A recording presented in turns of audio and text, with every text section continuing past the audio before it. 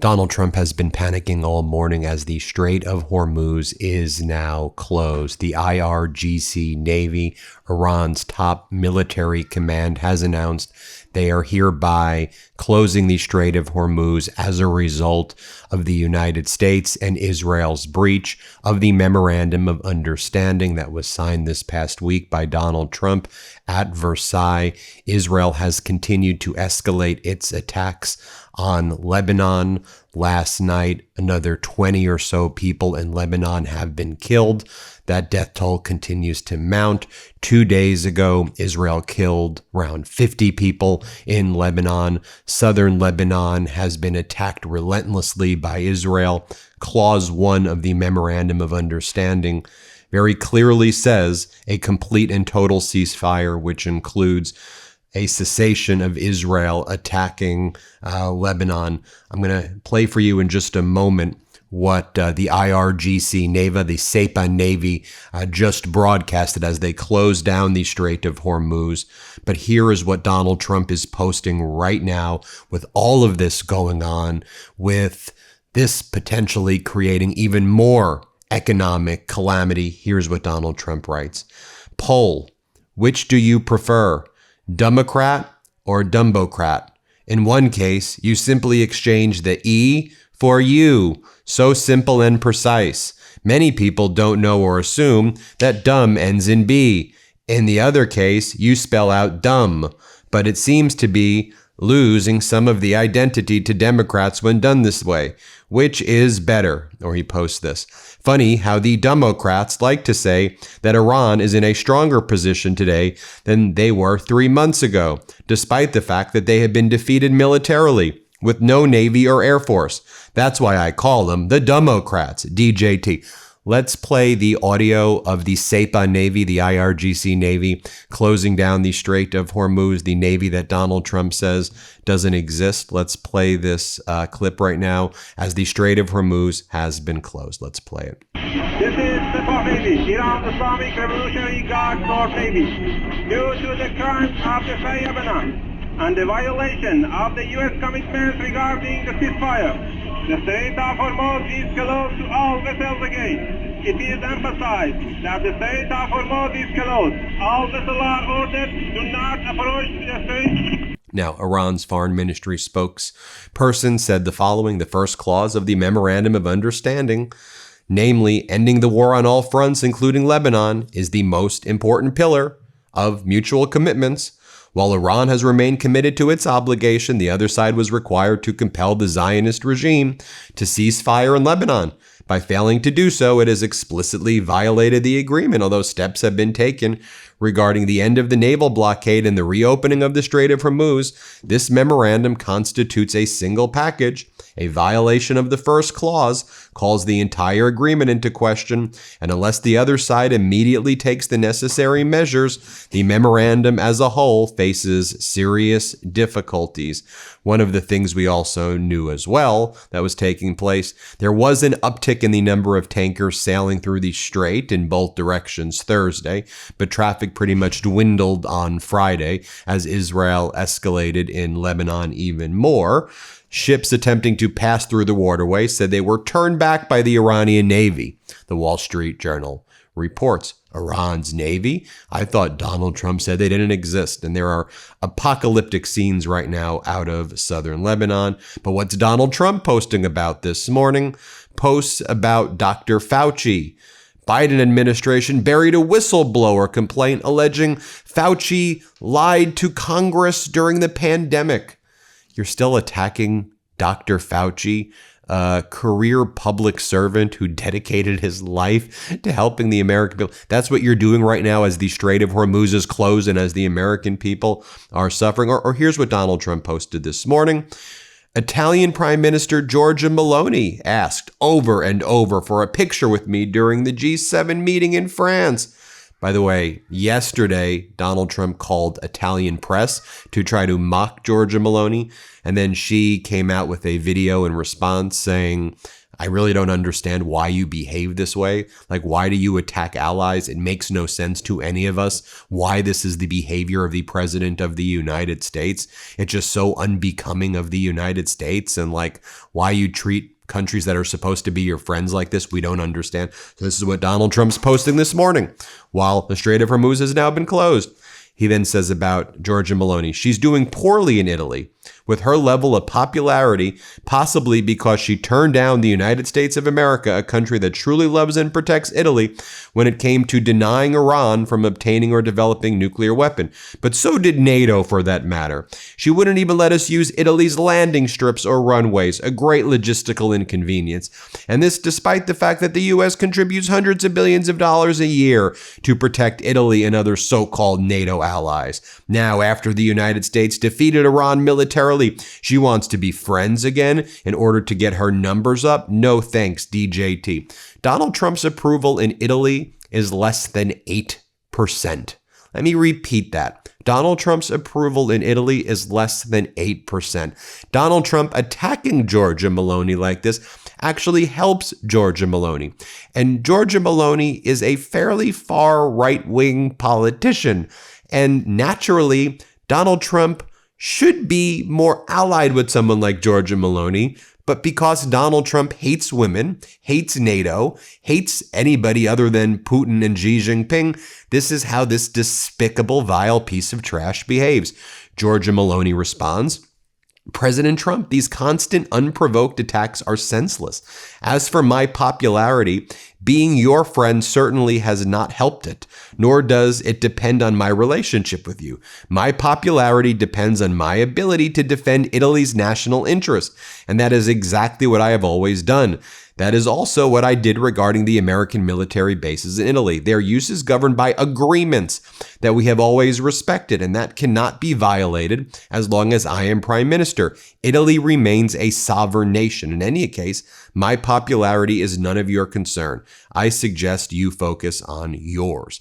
And you can tell that Donald Trump is panicking behind the scenes because he has CENTCOM, which has turned into a propaganda arm for the regime, is now posting things like this. And CENTCOM has completely and utterly lost all credibility in this war. They would just make some of the most basic and blatant lies. Remember, they'd be like, Kuwait was not hit with any Iranian drones, and you would like see Kuwait get hit. Bahrain was never hit. You would like see it get hit. You're like, okay, CENTCOM's just like it's just become like a Trump Truth Social account. So now they know with the Strait of Hormuz closed that the economy is going to further tank and the markets are going to crash, right? And that oil is about to surge again after oil prices started coming down, and we're about to hit tank bottom. So what do you do if you're a Bernie Madoff on steroids, on nuclear steroids fraud? I mean, like Bernie Madoff's Ponzi scheme is nothing what Donald Trump and Lutnick and Besant and CENTCOM are doing in the United States. So what do?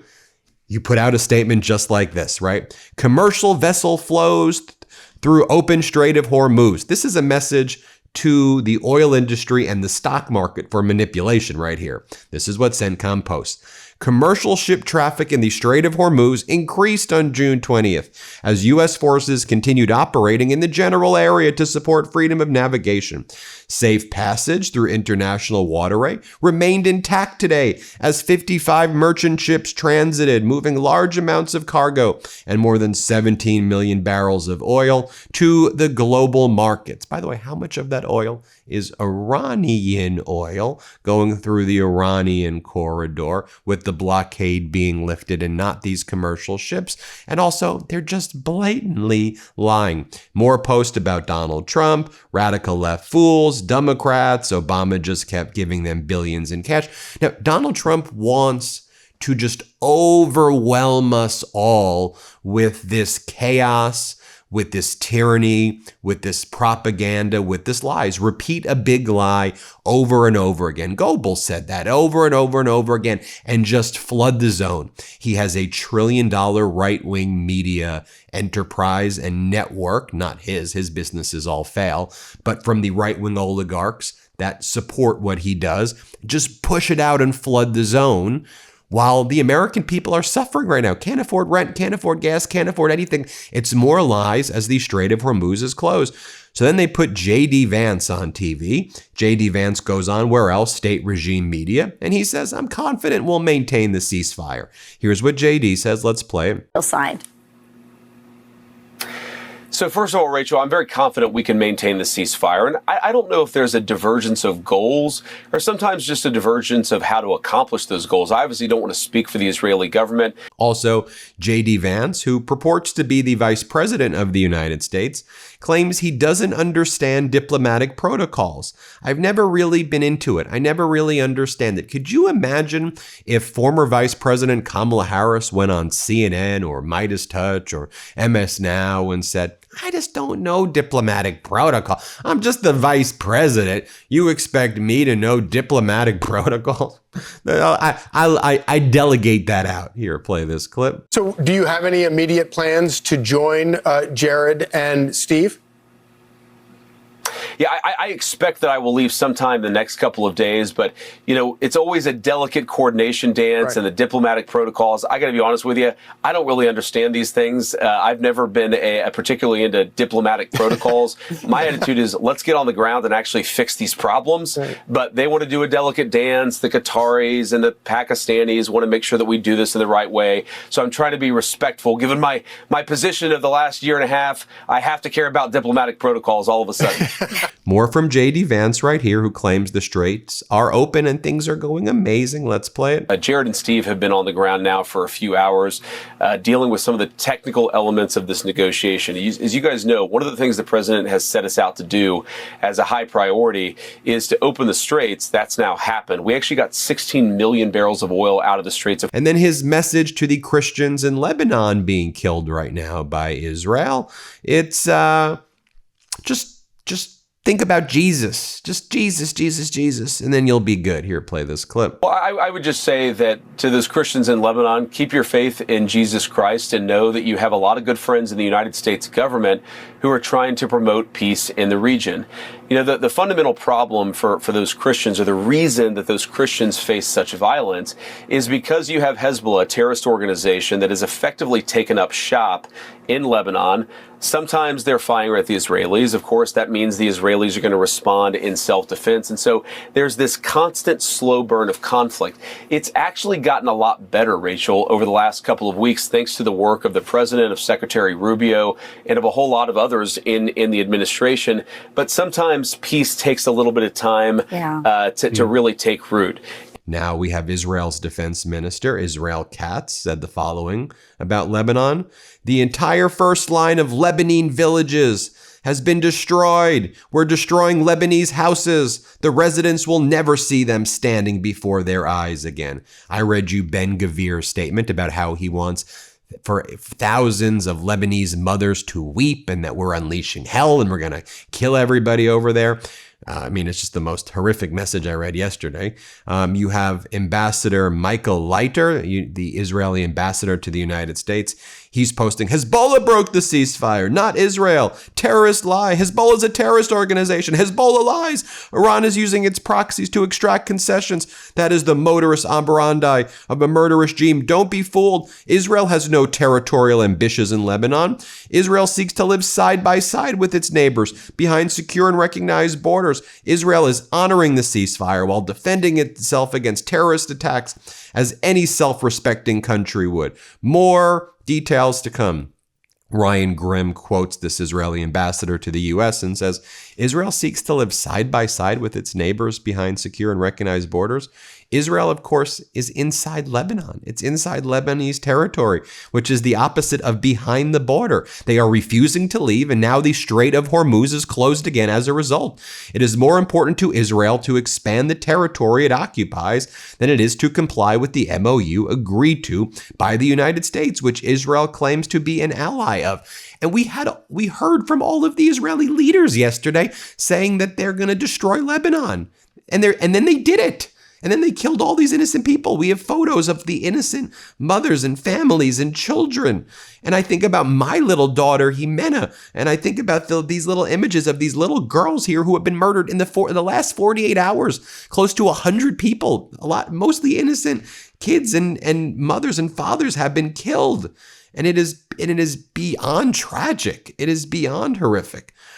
We also are learning, though, that Iran is pursuing a two-fangled strategy. While they choke the Strait of Hormuz, they've also said, though, you want us to show up in Switzerland? You want us to show up and continue to discuss this memorandum of understanding? Okay, well, we'll shut down the Strait of Hormuz, but we'll show up to Switzerland.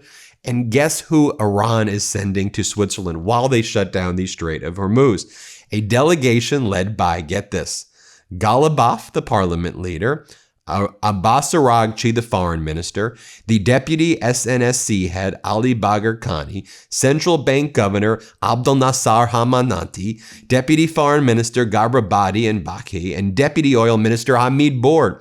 As Babak Vadad explains, the composition here is striking. Diplomacy, national security, sanctions relief, banking, and energy are all represented at the senior level. This looks less like a routine negotiating team who's heading to Switzerland right now, and more like a delegation prepared to discuss implementation of a broader framework. Who's the United States sending? Steve Witkoff. Why that guy? Like, who is this guy? Some guy who was involved in New York real estate in Harlem? Well, what? Some slumlord? Witkoff? Jared Kushner, Donald Trump's son-in-law, who was about to go bankrupt with his 666 Fifth Avenue during Trump's first term, and the Qataris had to basically bail him out by giving money to private equity that then helped Jared get bailed out of his venture over there. Jared Kushner. Look, I despise Marco Rubio, but isn't this the role of like the Secretary of State? Isn't that like our top diplomat should be there? No, we don't have them there. Oh, J.D. Vance may be going now also, who you just saw over there. J.D. Vance may be going. And I'll leave you with this right here. This is from Ehud Olmert, former Prime Minister of Israel. He wrote in Haaretz the following. This is a former Prime Minister of Israel who wrote this. Israel is conducting a systematic campaign of ethnic cleansing and crimes against humanity in the West Bank. As Mehdi Hassan writes, if you were to write this headline or article in a variety of US, UK, German, or French media outlets, your career might be on the line and you'd probably be accused of anti-Semitism. And yet the author of this piece is the former Prime Minister of Israel. And Ehud Olmert says these are unprecedented and harsh accusations against an Israeli government and the defense establishment, especially from a former prime minister. But after years of restraint, I have no choice but to make them. Oh, and then moments ago, Donald Trump just posted this. Trump holds the cards in Netanyahu's shaky re-election chances. Trump holds the cards. Really? You think after all I've just said, you think you hold the cards here? No. You hold your phone with your fat, tiny little thumbs and you make social media posts like a little troll. The world has zero respect for you. You are something even weaker and worse than a paper tiger because the word paper tiger has the word tiger in it. You know what you are, Donald? You are a crumpled piece of paper. You're not a paper tiger. You are a crumpled piece of paper that deserves to be thrown in the trash. And you've destroyed the United States standing in the world. You've destroyed the lives of millions of Americans. You've destroyed the lives of people throughout the world. And it is such a disgusting and despicable thing that just you are. Anyway, everybody hit subscribe. Let's get to 7 million subscribers. Thanks for watching, everybody. New Midas merch drop! Check out the latest pro-democracy sticker packs, t-shirts, hats, sweatshirts, and more. All at store.MeidasTouch.com.